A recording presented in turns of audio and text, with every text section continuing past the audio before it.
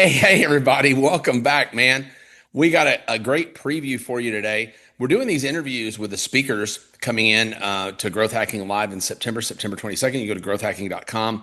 If you haven't got a ticket yet, go check it out. If not, it's okay. But if you want to go to a great event with a lot of really smart people and have a lot of fun, it's going to be awesome. It's at the Manchester Hyatt in San Diego, September 22nd. But today, I got an amazing guest, one of our primary keynote speakers at that event, Mr. Austin Armstrong. What's up, my man? Brother Perry, I'm so excited to be here, man. I'm just honored for the opportunity to share what little wisdom I have and the opportunity to sit next to the amazing expert in you. Listen to him pretending to be humble. I love it. I don't even try anymore. It's just everybody knows I'm a jackass. I don't even try to be humble anymore. You ever heard that old song, Lord, it's hard to be humble when you're perfect in every way?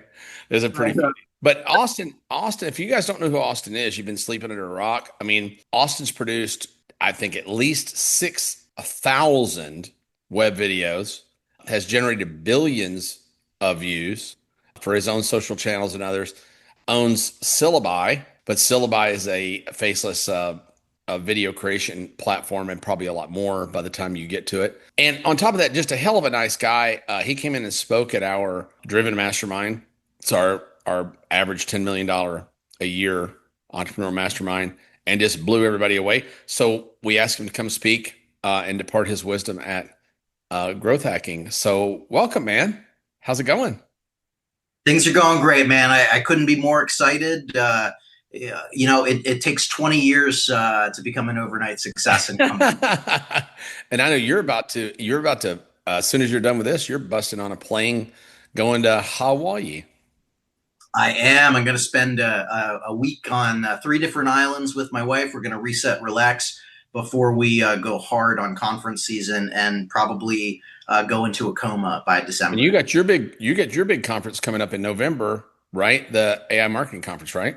Yep. AI Marketing World. That's going to be in Frisco, Texas, October 9th through 11th. Super excited about that. We've got robots. It's going to be fun. That's super cool. Well, we're more than thrilled to have you at San Diego Growth Hacking.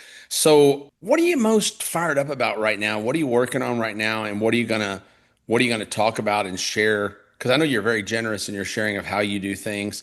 So, before we get into talking about how you do a bunch of stuff, because we'll have more time to do that at the event, what are you going to talk about? What are you going to suggest people do? And like, what do you? Right now people I think are almost paralyzed in there are 9 billion opportunities that have been born. Which one do I choose? So people are sitting around with their a lot of dry powder right now. So what are you telling people to do, and what do you want to talk about at growth hacking? Yeah, so there really is so much opportunity out there, and as an ADHD entrepreneur, it drives me crazy too because I'm always chasing that shiny object syndrome of what's next. Not me. But Harry, not at all. Yeah, not at all. So the thing that has really been just in my head over and over and over again is this concept of lead by example, teach for free, sell the implementation. This has never been more clear in my head than it is right now. I just launched a vibe code platform to help people grow on social, and it's been exploding.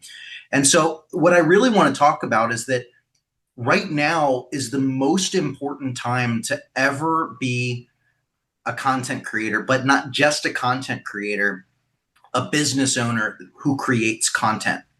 Because your personal brand is what is going to be the differentiator in the mass market of new tools that are coming out there. I mean, we were chatting about vibe coding, Right. micro and software right before we pressed record, and I think that's the new lead magnet. A I hundred think, percent. We were so I yeah, don't think there's anything better. As a matter of fact, my last talk at Driven, it's the new lead magnet. It's the new premium. yeah, Hermosi's launch, he used it as a premium. yeah. We're doing front ends with it as a terrific lead magnet, and it outperforms pretty much anything because people aren't afraid to put their information into a piece of software. Hey, but before you go into that a little bit, I want to stop for a second and pick up on something you just said because you kind of breezed by it. So you, Hermosi, Cody Sanchez, a number of the others that are really emerging on the space right now. It seems like that at some point you made a decision that your number one job is content creation and everything else is after that. I know Neil Patel's a great friend of mine. He made a decision about 10 years ago and he's Yep. probably made $1 billion since then, you know. Tell me about that and how you reached that conclusion and what you did when you reached it because I think that'll be helpful to people. Yeah, absolutely. So, I strangely enough think I was put on this earth to be a social media content creator. And that's what the last 20 years of my life have been. I really came to that conclusion, though. Started my first company, Social to Grow, which was a social media and SEO and video marketing agency. I came from the agency space for about 11 years. There was that model of we don't really have that big following ourselves. We're just going to run ads and do word of mouth and Right. referral and all of that to get inbound. And I was put through sales training the traditional way. I went through the Sandler sales system, Yeah. like study I remember that. speakers. You used to sell books and tapes. They used to have cassette tapes you play in your car. Yeah, yeah. And there's so many silly things like after each cold call, give yourself an M&M to reward yourself. That's Stupid why shit. all salespeople are fat, right? Or skinny for the ones who don't make very many calls, right? And I hated it. I am power to the people that can do that. I hated it. So what worked for me was the mindset shift of figuring out inbound marketing because when somebody schedules a call with you, their mindset it's so much easier to sell that person. You definitely have the And advantage. Yeah. absolutely, you've already sold them in the content. And so when I started my own company, because the agency I was at failed, I wanted to be the in shape personal trainer, Mm, not the fat personal trainer that sells you on the concept that's me a good too. edge, but the person that's doing it. The reason that we're on the Yeah. call is because you saw my content, and that changed my life.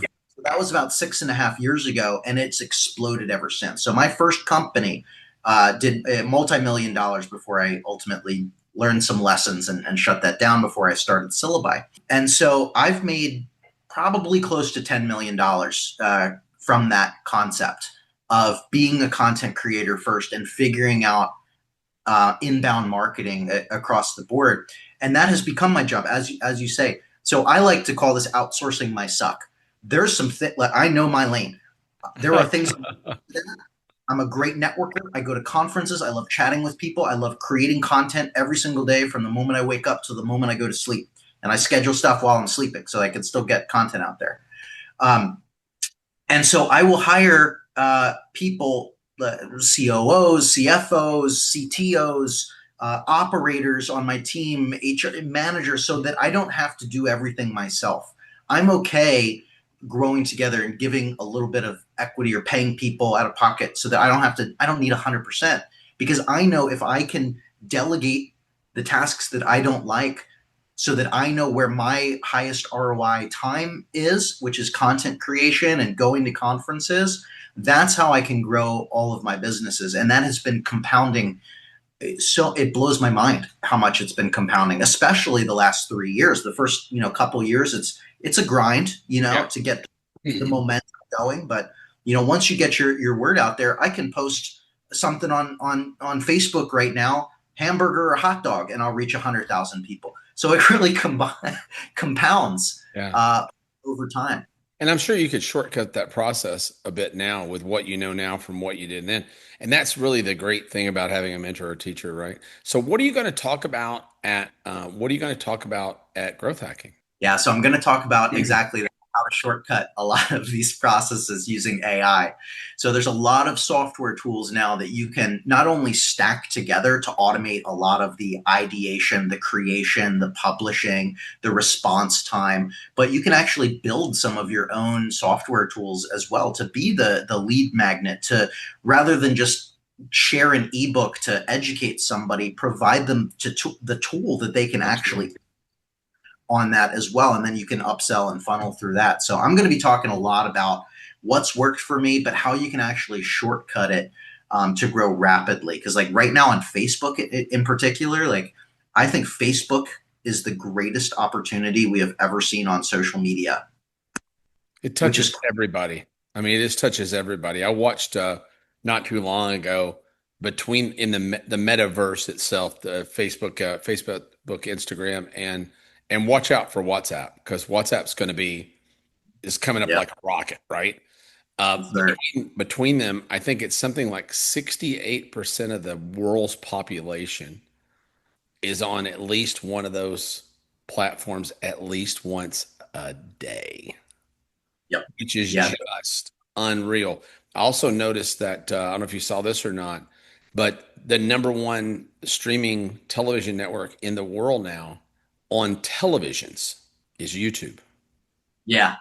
28% of streaming television now is YouTube. And that doesn't sound like that much, but when you consider that Netflix is 8.6%, that's pretty crazy. So three times more, three and a quarter times more people are hours are streaming of YouTube on people's televisions in their homes, in mine for sure, than anything else. So the fact that all this the media has been democratized to where literally whoever can produce the best, most engaging content wins the game.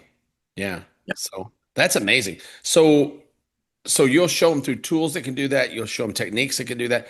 If you had to guess, if I made the decision tomorrow and that I want to be I want to be a charismatic influencer. I want to be an influencer. I want people to know me in my industry as an expert. Based on what you've learned now and these AI tools, how long do you think it would take you to where you could build yourself up to make a full-time income from that? Let's say it's 100 grand a year. If you're starting ground zero. Okay. Less time than you'd think, as long as you build the back end systems. So Facebook pays me, just in particular, about eight to $10,000 a month. That's over six figures right there.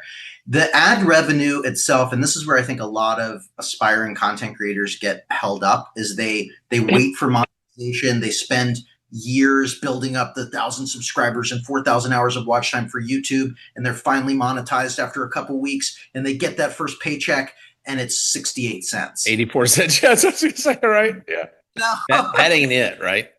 That ain't it, right? So you have to build out these other systems and funnels along the way because you can actually start to make money pretty early on. Let me tell you a quick story about this. I'm actually writing a book. It's called Virality, so I'm actually writing the book on social media virality right now. But the one of the biggest and first contracts that I got for my agency came when I only had 400 subscribers on YouTube, and the video had maybe 150 views. But it was so specific for a specific audience that it resulted in I think, $15,000 consulting contract. And it was because I was an expert in that field, which is addiction treatment marketing. Very lucrative industry, Yeah. very small Deep expertise, pockets. Yeah. pockets, fueled by insurance or reimbursement. So very, very deep pockets. Right. So if you have some of these systems in place to capture leads, nurture leads, have low ticket items that you can sell, I recommend now that being software because it's recurring Right. as well, really compound. We So love $9. That's my price point. I like to $9 a month software. Perfect point for me. Well, I was sharing this in the Driven Mastermind group. 12 days ago, I launched a micro SaaS for $5 a month. It's at 6,300 MRR right now, 12 days ago. That's crazy. It upsells to my other software, Syllabi, which starts at 25 and goes up from there. I'm going to upsell it, this whole flywheel thing. And so we just built a little micro CRM that hosts on your phone. And we know that most people that buy it, it's $9 a month. It's just a little CRM that a lawn guy can use. He can carry it with him in his phone, or a salon owner. And we know that a certain percentage of them are going to upsell to our go high level, white label CRM, because most people don't know what a CRM is. So we're educating them on what a CRM is, and now you get to upsell. The one thing that I think I'd love to hear that if you've had the same experience or not, but a lot of the other people I've known Alex and Leah forever. I was the first person to ever put Alex on a stage. I think I'm pretty sure it was the first stage he ever walked on was my stage at Warren Mastermind, and everybody after he went off went, "What the hell was that guy talking about?" He was not nearly as articulate as he is now. But I know most of these folks that are doing kind of following this model. And then one thing I think is fascinating is when you combine paid media, you guys are getting basically massive discounts off paid media because they know your face. You have what in the industry I used to write infomercials a long time ago, many years ago for a couple of companies, got through records, and they used to put Diddy, maybe in retrospect, not their finest hour, but they put Diddy and Jessica Simpson and all that on proactive commercials, and it was really interesting. I learned something about that. They sell less with them on. Interesting. They sell less with them on than they did with just a salesperson on there. Wow. But they had channel stopping power.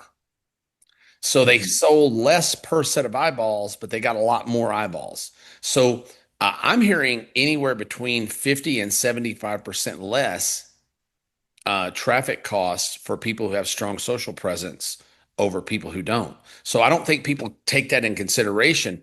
The How long do you think it took you to, because I know this costs a lot of money. You got people that film you, you've got, people that probably help you with scripts, you've got editors and all that stuff, I guess. I don't know if you do or not, but let's assume you do.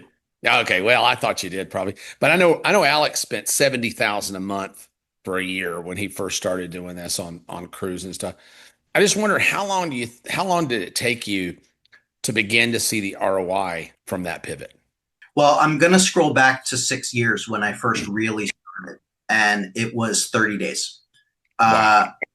Uh, I'll give you the exact situation that happened. It was on TikTok at the time, and I God, was floundering. TikTok have been around 6 years. That's crazy. Crazy to think about. Yeah. Uh, no, this was probably 5 years because I started my agency and then was doing LinkedIn 5 years ago. So about a year at this point. But on TikTok in particular, I wasn't having much traction. I attended a free webinar from Rachel Peterson. Shout Yep. out to Rachel.